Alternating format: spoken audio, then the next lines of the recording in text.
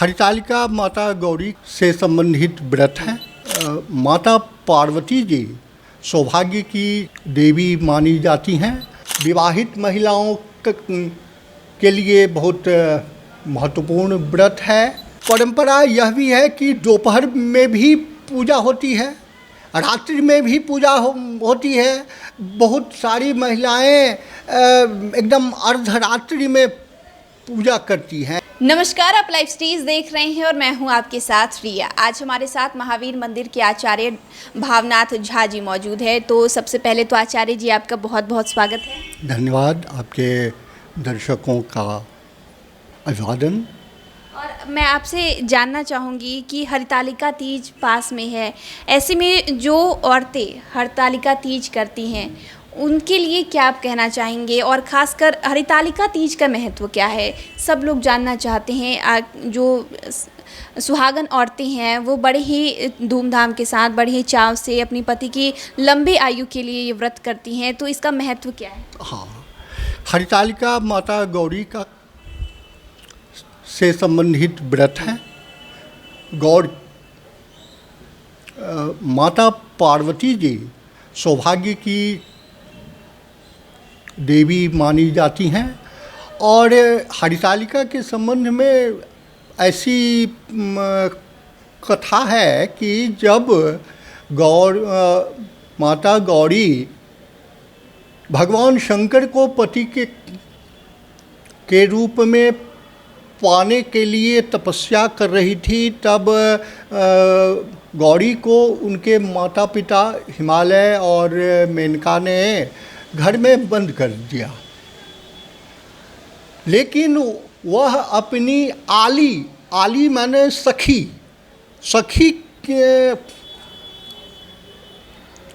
के माध्यम से वह घर से निकल करके महादेव तक पहुंचती हैं। और यही वो दिन था जिस दिन महादेव और गौरी का पहला दर्शन होता है। इस कथा को भगवान शंकर दूसरे जन्म में पुनः गौरी को ही सुनाते हैं कि हे गौरी, तुमने पूर्व जन्म में इस प्रकार से मेरा व्रत किया था, इसलिए तुम मुझे पा सकी। इस संपूर्ण कथा का अभिप्राय है कि भगवान शिव और माता गौरी की आराधना अचल सौभाग्य के लिए होती है। यह विवाहित महिलाओं के लिए बहुत महत्वपूर्ण व्रत है। इसके संबंध में मैं यही कहना चाहूँगा कि महिलाएं इसकी विधि अपनी सास से सीखें, घर की परंपरा को अडॉप्ट करें, न कि टीवी चैनल पर देख करके सीखें। क्योंकि उनकी सास जिस प्रकार से कर चुकी हैं, जिस प्रकार से वह आचरण कर चुकी है, यह उनके लिए महत्वपूर्ण है। अपने परिवार से जुड़ें, अपनी परंपरा से जुड़ें। यह धार्मिक दृष्टि से, पारिवारिक दृष्टि से, सामाजिक दृष्टि से उनके लिए बेहतर है। मैं हरितालिका व्रत करने वाली महिलाओं से यह संदेश देना चाहूँगा। अगर बात करें कि इस बार हरितालिका तीज कब मनाया जाए, किस दिन पड़ रहा है, और साथ में जो शुभ मुहूर्त क्या है पूजा का? 18 सितंबर को ही हरितालिका भी है, क्योंकि उसी दिन सूर्योदय तृतीया तिथि में हो रहा है। इसीलिए निर्विवाद रूप से हरितालिका तीज 18 सितंबर को ही मनाया जाएगा, इसमें कोई संदेह नहीं है। और मनाने की जो विधि है, जो उसका शुभ मुहूर्त है, इसमें भी अंतर है। क्षेत्रीय परंपरा यह भी है कि दोपहर में भी पूजा होती है, रात्रि में भी पूजा होती है। बहुत सारी महिलाएं एकदम अर्धरात्रि में पूजा करती हैं। यह अपनी क्षेत्रीय परंपराएं अलग अलग हैं। हमारा भारत देश बहुत विशाल है और हर जगह की अपनी क्षेत्रीय परंपरा है। हम उस परंपरा से बाहर हमें नहीं जाना चाहिए।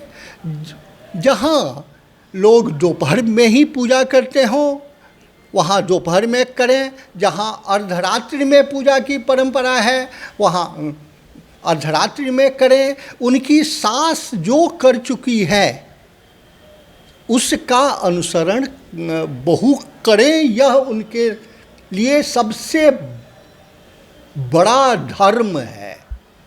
हम लोग देखते आ रहे हैं, मैं भी अपने घर में देखा करती थी कि जो मेरी माँ है या फिर जो अन्य औरतें हैं वो सब शाम को कथा सुनती हैं। इस कथा का क्या महत्व है और किन्हें, जैसे लोग अगर कोई किसी कारणवश पूजा सिर्फ कर सकती हैं, कथा नहीं सुन पा रही हैं, तो उनके लिए भी कुछ?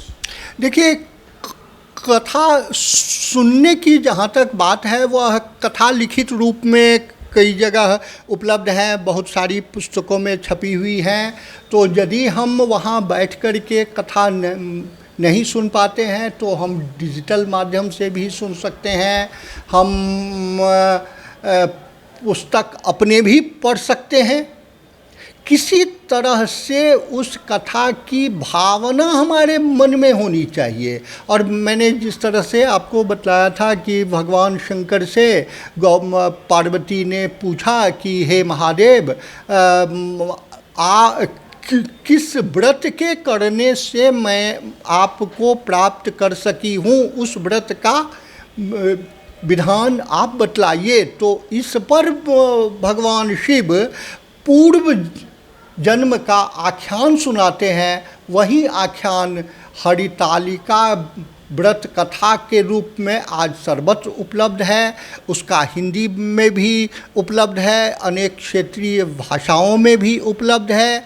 तो यदि आप सुन पाने में सक्षम नहीं हैं तो उन्हें अपने पढ़ लें, यह भी अच्छी बात है।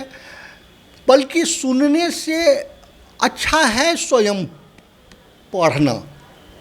सुनने में होता है कि सामूहिक रूप से एक महिला ने कहा, बहुत लोगों ने सुन लिया।